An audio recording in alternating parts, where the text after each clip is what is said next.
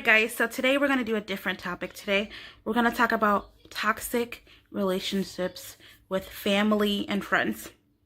So go ahead and like, comment, and subscribe, and we'll go on with this video. Okay, so one of the main things I feel like when you have a toxic relationship with your family and friends is that people tend to be afraid or are really worried about cutting off that friend or family member for any reason. Just know that it is okay to cut off that negative relationship that you have with that family or friend.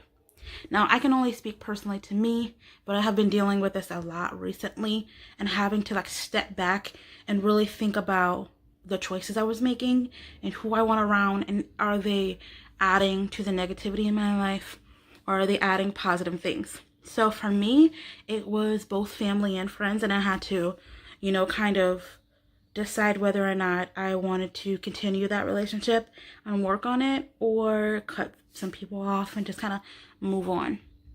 So if I'm looking down a lot, please bear with me. I wrote a lot of notes just to make sure I don't forget anything. So the very first thing is that I feel like the toxic relationship just won't sit well with you. At the end of the day, you feel like, you're getting into the situation over and over again, and you're like, oh, why am I doing this to myself? Or you just harbors a negative effect in your body. The energy they bring around is really negative, and you don't want that in your space.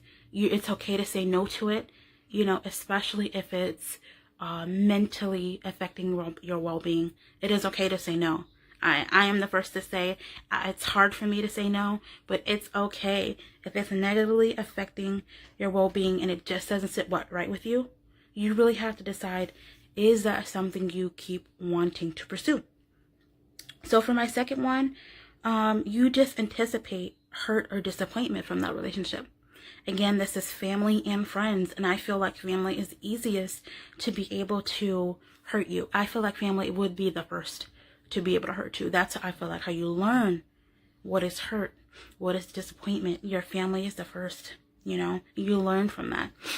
And it may be something small and it may be something big, but with a a toxic relationship, you expect that hurt or disappointment, because it does happen so often. I'm sorry, I'm fumbling all of my words, guys, but I'm trying. So the third one is you avoid saying things because you feel like it doesn't have a point to it. Like, you're like, what's the point? What's the point of saying this thing to this person, because it's not going to make a difference? And for me, I tend not to be outspoken about a lot of things. I'm getting so much better with it, but I know that I used to not say anything, no matter how I felt about it, no matter how it was affecting me emotionally or anything like that. So I would say it does affect you so much mentally when you hold up that anger and frustration, and it turns into resentment. Get it out when it happens, so it doesn't just build up and you're exploding on someone. If you're in a toxic relationship and you just don't feel like you can talk to that person in that type of manner, again, this may be another way for you to feel like maybe this is not for me. Okay, so the fourth one is that person doesn't put any effort in the relationship, and you really feel like you're not getting anything back in return. You're giving and you're giving and you're giving, and it's not even just stuff. It's you. You're giving you to that person, and you're draining, you're depleting yourself. You're not taking care of yourself because you're giving. You need to stop, reassess what you're doing, replenish yourself, and then decide, is that person asking too much, or are you just naturally giving too much? Is that person expecting that and then you're giving it? Or are you just that type of person, you're naturally giving it to them and not realizing how much it's affecting you? Because I am a naturally giving person, and sometimes I don't understand that people are doing things in a manner to make me be able to give them things or be a certain way to them, just again, just giving in any type of way that to me just affects me mentally, physically, everything, you know. And for me, I cannot be the best mother I can if I'm not taking care of myself, and if I'm constantly giving and not replenishing and not getting that in return, you know. I feel like in a relationship, no matter what kind it is, you have to have some type of benefit. And if it's not, again, a mental benefit, I'm not learning from that person, I'm not growing from that person, especially if it's a friend, then I'm more easily going to be able to be like, oh, I'm cool on that. I'm okay, you know? Maybe that's just, I've become like that naturally, but I feel like for me, I need to be able to have that type of relationship. I need to be able to benefit in some type of way. And again, it's not materialistic. It doesn't have to be stuff. It literally could be me learning from that person. And that's a major thing for me. If I'm not learning from you, I'm not growing mentally, you know, I have to reassess that. And if I'm going on a tangent, I apologize. Okay. So, and the number 5 is compromising yourself. And I've talked a little bit about this, but when you compromise yourself, your beliefs, your wants, your goals for that person, and they're okay with that. Another sign of a toxic relationship. If that person is for you, they're going to want the best for you. And I'm sorry that I'm kind of moving the camera around, but if that person is for you, they're going to want the best for you. You know, they're your friend, you know, so they're not going to want you to be going down a road that is not going to make you happy or successful. If anything, they'll be like, hey, you know, what are you doing? This is going to cause you not to have the things that you've been working hard for, or your goals. Hey, I see you're going down this path, but you're making it a little bit harder on yourself. You know, even if they don't have the answers for you, another way to go, your friend is not going to let you, you know, compromise yourself in a way that you're not you anymore, you know. I feel like when you meet someone, you like them for who they are, and you're not going to want to change them. Growing is one thing, but making someone change is another. Number 6, you can't say no to that person. And that could be out of manipulation. They can just manipulate you to feeling guilty not to say no, or you just don't generally like to say no and you just feel naturally guilty.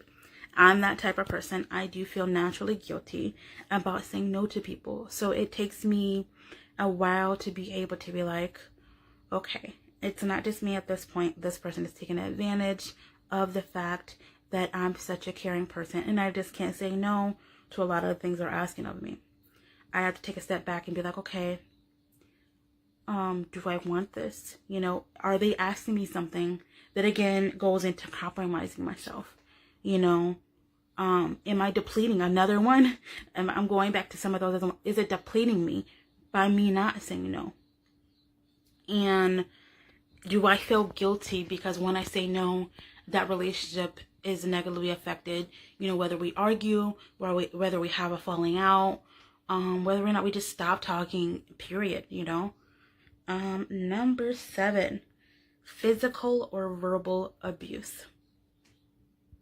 Physical or verbal abuse. I really can't say this enough because to me, this one is one of the ones, if nothing else, you're able to recognize a little bit faster is the physical and verbal abuse.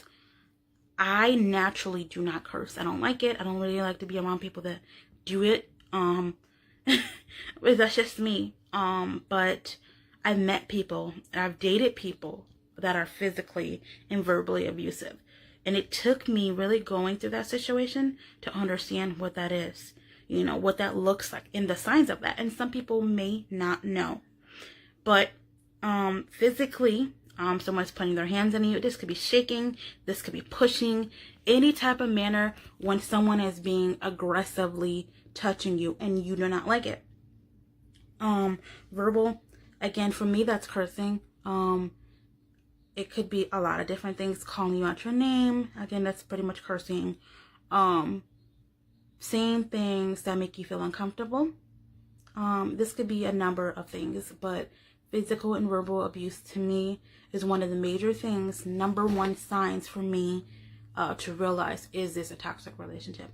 And for other people too. But usually in my toxic relationships that I encounter, I don't really have the physical or the verbal, just because I don't surround myself around people like that. I cut that off pretty quickly. But for some, this is a major thing that they may be able to recognize and be like, hey, yeah, this person is really, doing that to me and I don't like it. And then you may be able to see those different steps that I've been saying. Like, yeah, that I really can't say no. And I do feel guilty and I do feel like I'm compromising myself. I feel like once you connect the dots to one thing, some other may connect as well. Okay, this is my last one. So lying.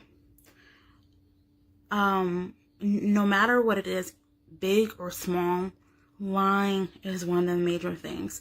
And I feel like when you're in a negative situation with a toxic person, it's going to be pretty often, especially when you really get to know that person and you get comfortable and you've known that person for a certain period of time. I feel like lying is going to be that thing that, again, one of those major things that you're going to be able to be like, oh, this is a light bulb moment. This person is consistently doing these things, and lying tends to be one of them. And it could be a compulsive liar that lies all the time. It comes so naturally to them that automatically they just lie. And it's not right, at all. But lying tends to be the thing that they do. Now, if you feel like this video has helped you in any type of way, or you want any clarifications, or even if you have a negative person that is just very toxic in the relationship that you have with them, comment down below who that is and tell me which sign that you feel like they possess, and what you can do to make it better. Do you want to pursue this relationship, or do you want to cut it off and kind of move on? You just have to decide that for yourself. And again, as always, guys, like, comment, and subscribe, and keep your mind, body, and soul clean. Bye.